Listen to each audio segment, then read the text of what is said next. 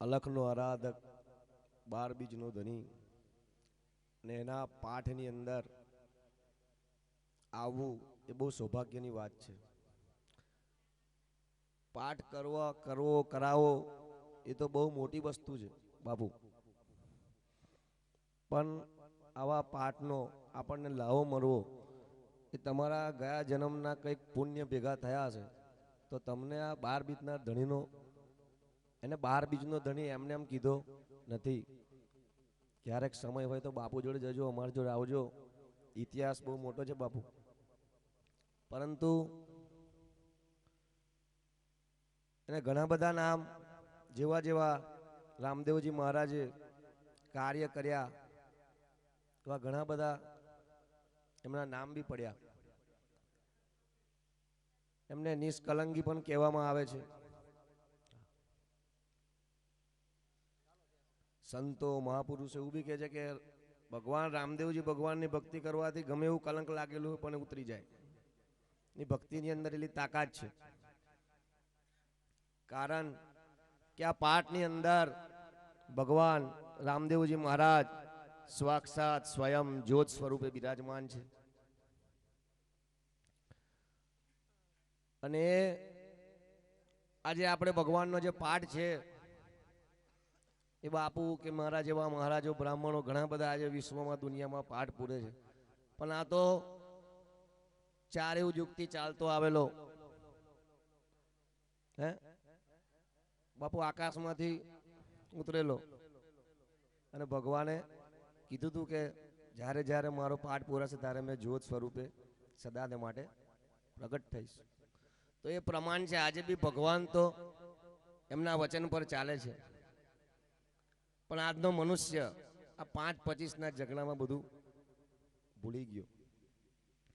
તો હવે આપણે આપણું પ્રમાણ, આ મનુષ્યનો દેહ આપણને કેટલા 84 લાખ યોનિની અંદર આપણું જે જીવાત્મા છે એ પવિત્ર થાય અને છેલ્લા ગૌમાતાનો આપણને અવતાર મળે અને પછી આપણને મનુષ્યનું આ ખોરિયું મળે. આપણા બધાના નામ તો આ દુનિયાએ રાખેલા છે, પણ અંદર બેઠેલો જે આપણો જીવાત્મા છે એનું કોઈ નામ નથી.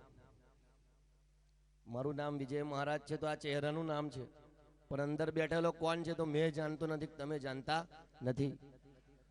આપણે બધા જે આવા અલખના આરાધકના પાઠની અંદર જે ભેગા થયા છે તો આપણા બધાના ઘણા બધા પુણ્યો, આપણા પૂર્વજોના બાપ દાદાના.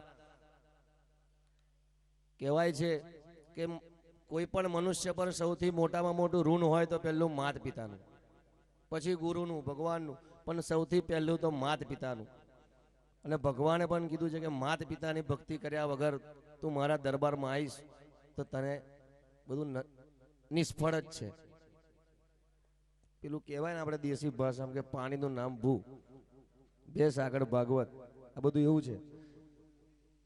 જેવી રીતે એકડા પછી બગડો આવે ને બગડા પછી તગડો આવે, એવા ભક્તિના બી પગથિયાથી જ ચડાય. એમાં કઈ શોર્ટકટ છે નહીં. અને ભગવાન,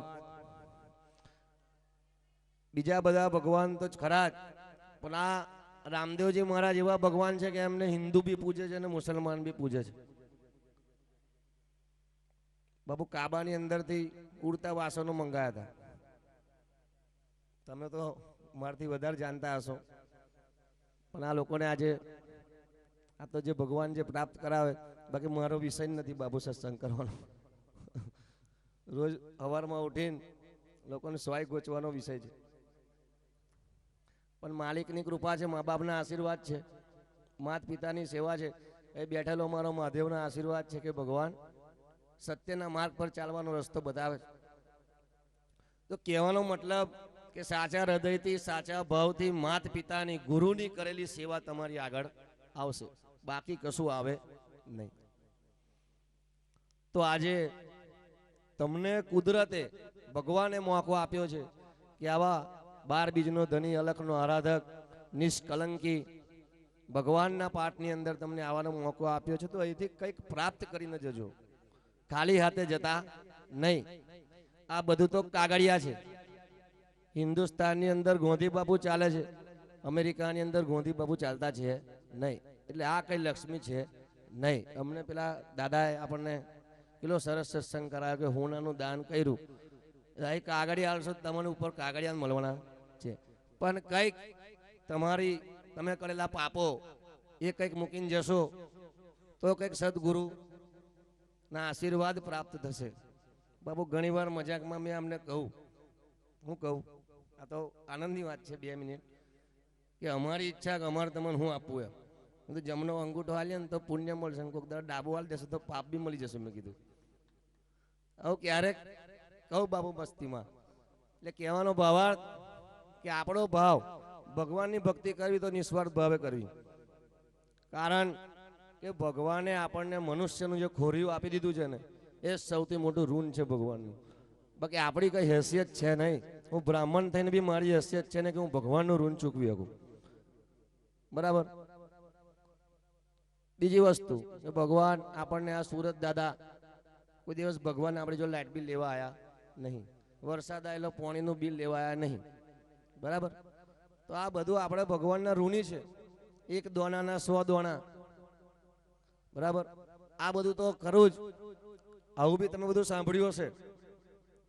પણ સાચો ચમત્કાર આપણું આ જે પંચ તત્વનું જે પંચ દેહ છે, શરીર છે આપણું, એની અંદર જ સાચો આરાધક અલગનો બેઠેલો છે. એટલે કહે છે કે અલગ આપણી અંદર જોવાનું છે.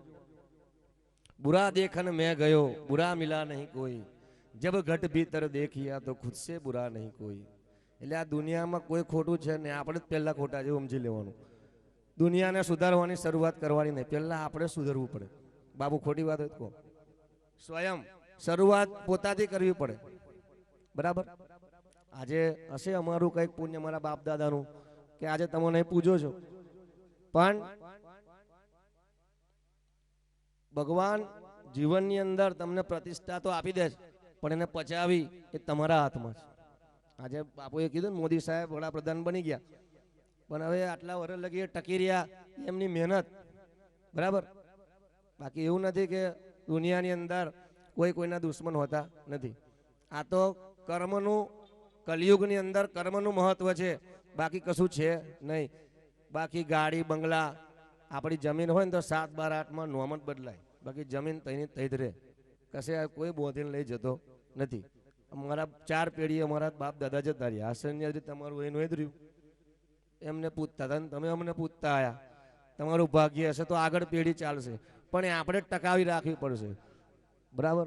તો બીજું, પહેલી વસ્તુ કે આપણા ઘરની અંદર આપણે આપણી સંસ્કૃતિની, આપણી સનાતન સંસ્કૃતિની સ્થાપના કેવી રીતે કરીએ. બાપુએ કીધું કે મારો ભગત કેવો હોય, તો ભગતની એ વ્યાખ્યા છે. ભગતનું એ એક ઉદાહરણ છે કે ભાઈ ભગતે તિલક કરવો, કંઠમાં તુલસીની રુદ્રાક્ષની માળા પહેરવી. વિશેષ તો કંઈ ના થાય તો કંઈ નહીં, મંદિર ના જવાય તોય વાંધો નહીં, પણ મા બાપના પગે તો લાગવું, આટલું તો કરવું. તમારી બધી પૂજા પડી જાય. કારણ કે મા બાપના ચરણોની અંદર, ગુરુના ચરણોની અંદર 68 તીર્થનું પુણ્ય લખેલું છે. આ મેં કહેતો નથી કે મારા બાપની લખેલી વાત નથી, પણ ભગવાન પ્રથમ પૂજનીય શિવપુત્ર ગણેશજી જે ગણપતિ દાદા છે, એમને કઈ પ્રથમ પૂજનીય બનાયા નથી વિશ્વની અંદર. કારણ કે એમને પોતાના માતા પિતાની પ્રદક્ષિણા કરેલી. તો એ માતા પિતાની પ્રદક્ષિણા કરવાથી તમને આખા બ્રહ્માંડની પ્રદક્ષિણા, 14 ભુવનની પ્રદક્ષિણાનું પુણ્ય પ્રદાન થાય છે. તો એ ભગવાને આપણાને ઉદાહરણ આપ્યું કે માતા પિતાના ચરણોની અંદર 68 તીર્થ લખેલા છે, ગુરુના ચરણોની અંદર 68 તીર્થ લખેલા છે. અંતમાં એટલું જ કહીશ કે આવો અલખનો આરાધક, 12 બીજનો ધની ભગવાન રામદેવજી પીર મહારાજનો પાઠ, અને એમાંય પાઠના ભજન બાપુ મોજ. આજે ઘણી મજા આવી, કારણ કે ઘણા સમય પછી મને પાઠ કરવાનો મોકો મળ્યો. લગભગ 4-5 વર્ષ પછી આજે મને રામદેવજી પીરના પાઠમાં બેસવાનો મોકો મળ્યો બાપુના. બાકી બધે ફરતો આવતો પાઠમાં તો ઘણે જ હતો, પરંતુ મોકો બહુ સમય પછી ભગવાને કંઈક પુણ્ય લખેલું હશે તો આજે મળી ગયો ઈશ્વરભાઈને લીધે. એટલે પહેલો તો આભાર ઈશ્વરભાઈને કે આ બધું પુણ્ય એમને, બીજું તો ભગવાન આલેલું જ છે અને આલશે જ, પણ એક જ વસ્તુ વિશેષ આલે કે સદબુદ્ધિ. ભગવાન જોડે માગવું તો સદબુદ્ધિ માગવી હશે ને તો બધું તમે પચાવી શકશો. બાકી બુદ્ધિ નહીં હોય ને તો પૈસો નકામો છે. અંતમાં ભગવાનની જય બોલાવી મારી વાણીને વિરામ આપું છું.